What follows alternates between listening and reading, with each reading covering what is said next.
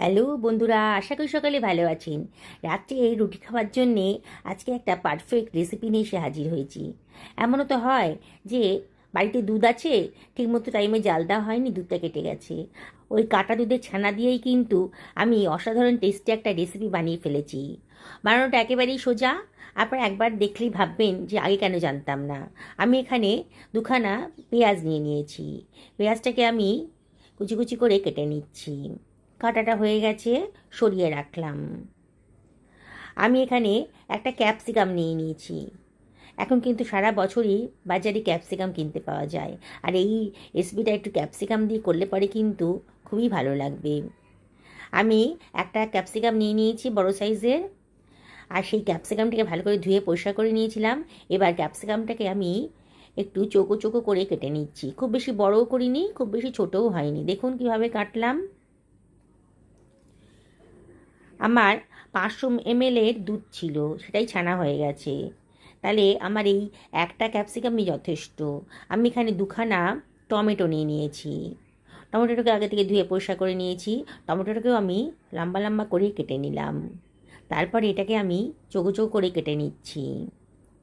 এইভাবে সমস্ত টমেটোটাকেই আমি চৌকো চৌকো করে কেটে নিচ্ছি। খুব বেশি বড়ও করিনি, খুব বেশি ছোটও হয়নি। আমি একটা ফ্রাই প্যান নিয়ে নিয়েছি। ফ্রাই প্যানের ভেতরে দিয়ে দিচ্ছি 1 টেবিল চামচ মতো সাদা তেল। আজকের রান্নাটা সাদা তেলেই করব। 1/4 টেবিল চামচ গোটা জিরে দিয়ে দিলাম। গ্যাসের ফ্লেমটা লোতে রেখেছি, আর জিরেটাকে একটু ফ্রাই করে নিচ্ছি। 30 সেকেন্ডের মতন করলেই হবে। 30 সেকেন্ডের মধ্যেই কিন্তু জিরাটা ফ্রাই হয়ে যাবে। তারপর এর ভেতরে দিয়ে দিচ্ছি কসুরি মেথি। গ্যাসের ফ্লেম কিন্তু একেবারে লোতে রাখবেন। কসুরি মেথিটা দেওয়ার ফলে কিন্তু দারুণ সুন্দর একটা গন্ধ বেরোতে শুরু করেছে। এইবার আমি দিয়ে দিচ্ছি কুচানো পেঁয়াজটা। পুরো পেঁয়াজটাই দিয়ে দিলাম। এবার গ্যাসের ফ্লেমটা মিডিয়াম টু হাইতে করে দিয়েছি, আর পেঁয়াজটাকে একটু ভাজা ভাজা মতো করে নেব। অনবরত কিন্তু নাড়তে হবে, নাহলে কিন্তু পেঁয়াজটা পোড়া লেগে যেতে পারে। আপনারা অবাক হয়ে যাবেন, কাটা দুধের ছানা দিয়ে এত সুন্দর একটা টেস্টি রেসিপি বানানো যায়। 1/2 টেবিল চামচ আদা রসুন বাটাও দিয়ে দিলাম। দিয়ে সব কিছু আবারও খুব ভালো করে মিশিয়ে নিচ্ছি। একটু নাড়াচাড়াই করতে হবে। এবার এর ভেতরে আমি দিয়ে দিচ্ছি 1 টেবিল চামচ মতন লবণ। লবণটা দিয়ে আবারও সব কিছু খুব ভালো করে নাড়াচাড়া করে নিচ্ছি। এত সোজা রেসিপি আগে কেন জানতাম না, এটাই আপনাদের মনে হবে।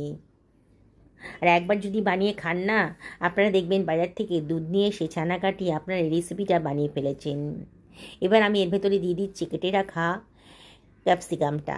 পেঁয়াজটা যখন কাঁচা ভাবটা চলে গেছে, সেই সময়তেই আমি ক্যাপসিকামটা দিয়ে দিলাম। দিয়ে সব কিছু আবারও খুব ভালো করে মিশিয়ে নিচ্ছি। অনবরত নাড়াচাড়া করতে হবে কিন্তু। এবারে এর ভেতরে আমি দিয়ে দেব 1/4 টেবিল চামচ মতন হলুদের গুঁড়ো, জাস্ট কালারের জন্যে। আর 1/2 টেবিল চামচ মতো ধনের গুঁড়ো, 1/2 টেবিল চামচ মতো জিরের গুঁড়ো দিয়ে দিলাম, 1/2 টেবিল চামচ মতন লঙ্কার গুঁড়োও দিয়ে দিলাম। দিয়ে আবারও সব কিছু খুব ভালো করে মিশিয়ে নিচ্ছি। গ্যাসের ফ্লেমটা লোতে করে দিয়েছি, নাহলে মশলাটা কিন্তু পুড়ে যেতে পারে। আবারও একটু নাড়াচাড়া করে নিচ্ছি, যাতে এই মশলার কাঁচা ভাবটা চলে যায়। মিনিট খানেক বাদে এবার দিয়ে দিচ্ছি কেটে রাখা টমেটো কুচিটা। দিয়ে আবারও সব কিছু ভালো করে মিশিয়ে নিচ্ছি। দেখুন বন্ধুরা, কত সহজেই অসম্ভব টেস্টি একটা রেসিপি কিন্তু তৈরি হয়ে যাচ্ছে। আপনার যাকে খাওয়াবেন না, সে কিন্তু জিজ্ঞেস করবে কেমন করে বানিয়েছেন, এত টেস্টি এত সুন্দর একটা রেসিপি। এবার আমি ঢাকা দিয়ে দেবো একেবারে লো ফ্লেমে, তাহলে এই সবজিগুলো একটু নরম হয়ে যাবে। এই মিনিট 2 দিলেই হবে। দিয়ে আবারও নাড়াচাড়া করে দিচ্ছি। দেখবেন ঢাকা দেওয়ার সময় যাতে পোড়া না লেগে যায়। ঢাকা তুলে মাঝে মাঝে একটু নাড়াচাড়া করে দেবেন। টমেটোর গা থেকে যে জলটা বেরিয়েছে, তাতেই কিন্তু সবজিটা অনেকটাই নরম হয়ে যাবে। এবারে আমি এর ভেতরে দিয়ে দিচ্ছি সামান্য একটুখানি জল। দিয়ে আবারও সব কিছু খুব ভালো করে মিশিয়ে নিচ্ছি। প্রয়োজনে জলটা দেবেন। আমার সবজিগুলো পোড়া লেগে যাচ্ছিলো, সেই জন্যই জলটা দিলাম। এবারে আমি এর ভেতরে দিয়ে দিচ্ছি কেটে রাখা লঙ্কা কুচিটা, 2খানা লঙ্কা কুচি করে কেটে রেখেছিলাম দিয়ে দিলাম, খানিকটা কিশমিশের দানাও দিয়ে দিলাম, ভালো লাগবে খেতে। দিয়ে আবার একটু নাড়াচাড়া করে নিচ্ছি। গ্যাসের ফ্লেম কিন্তু লোতেই রেখেছি। আর দুধের যে ছানাটা কাটিয়েছিলাম সেটা আমি দিয়ে দিচ্ছি, জল ঝরিয়ে রেখেছিলাম সেটা আমি দিয়ে দিলাম। এটা 500 ml দুধের ছানা। এবার ছানাটাকে আমি ভালো করে মিশিয়ে নিচ্ছি সবজির সাথে। যেসব বন্ধুরা রেসিপিটা দেখছেন অথচ এখনও আমাকে সাবস্ক্রাইব করেননি, তাদেরকে আমি একান্ত রিকোয়েস্ট করছি আমার চ্যানেলটা সাবস্ক্রাইব করার জন্যে। পাশে থাকা বেল আইকনটা অবশ্যই ক্লিক করে দেবেন, তাহলে আমার রান্নার নোটিফিকেশানটা আপনারা চটজলদি পেয়ে যাবেন। আর যেসব বন্ধুরা ফেসবুক থেকে রেসিপিটা দেখছেন তাদেরকে আমি রিকোয়েস্ট করব আমার পেজটা ফলো করার জন্যে। দেখুন, সামান্য খরচে, বলতে গেলে প্রায় বিনা খরচে অসম্ভব টেস্টি একটা রেসিপি কিন্তু তৈরি হয়ে গেল। এত টেস্টি না, বললাম তো, একবার যদি বানিয়ে খান বন্ধুরা, বারে বারে কিন্তু আপনাদের ইচ্ছা করবে এই রেসিপিটা বানিয়ে খেতে, এতটাই টেস্টি। সব কিছু খুব ভালো করে মিশিয়ে নিচ্ছি, গ্যাসের ফ্লেম কিন্তু লোতেই রেখেছি। এবার এর ভেতরে দিয়ে দিচ্ছি 1 টেবিল চামচ মতন গোলমরিচের গুঁড়ো, অসম্ভব টেস্টি হবে, ফ্লেভারটাও খুব সুন্দর আসবে। এবার এর ভেতরে দিয়ে দিচ্ছি 1 টেবিল চামচ মতন মধু,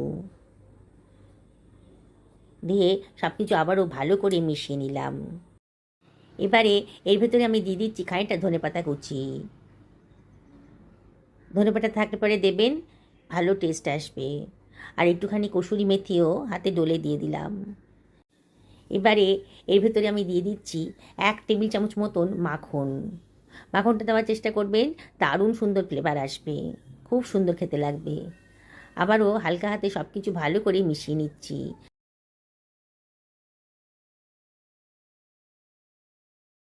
আপনারা ভাবতেই পারবেন না যে কেটে যাওয়া দুধের ছানা দিয়ে এত সুন্দর একটা টেস্টি রেসিপি তৈরি হতে পারে। আমি ঢাকা দিয়ে এটাকে রেস্টে রেখে দিচ্ছি, গ্যাসের ফ্লেম কিন্তু অবশ্যই অফ করে দিয়েছি। 2 মিনিট রাখার পর আবার একটু নাড়াচাড়া করে দিচ্ছি।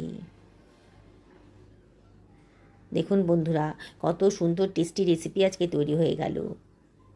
একবার যদি খান না, বারে বারে কিন্তু আপনাদের এটা বানিয়ে খেতে ইচ্ছে করবে। আমি একটা সার্ভিং বলে এটাকে সার্ভ করে দিচ্ছি। বাড়ির ছোট বড় সবাই কিন্তু দারুণ মজা করে খাবে। এত সুন্দর টেস্টি রেসিপি আগে কেন জানতাম না, আগে কেন বানাওনি, এটাই বলবে আপনাদের পরিবারের সবাই। আমি একটা সার্ভিং প্লেটে এটাকে সার্ভ করে দিয়েছি, ওপর থেকে একটু ধনেপাতা কুচি ছড়িয়ে দিয়েছি।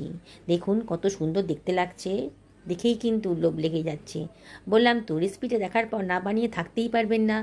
অবশ্যই একদিন বাড়িতে এটা বানিয়ে ফেলুন। আমি আপনাদেরকে আবারও রিকোয়েস্ট করব, যেদিন বানাবেন সেদিনকে কিন্তু আমাকে কমেন্ট করে জানাবেন যে আপনাদের কীরকম লাগলো। সুস্থ থাকুন, ভালো থাকুন, নমস্কার নেবেন।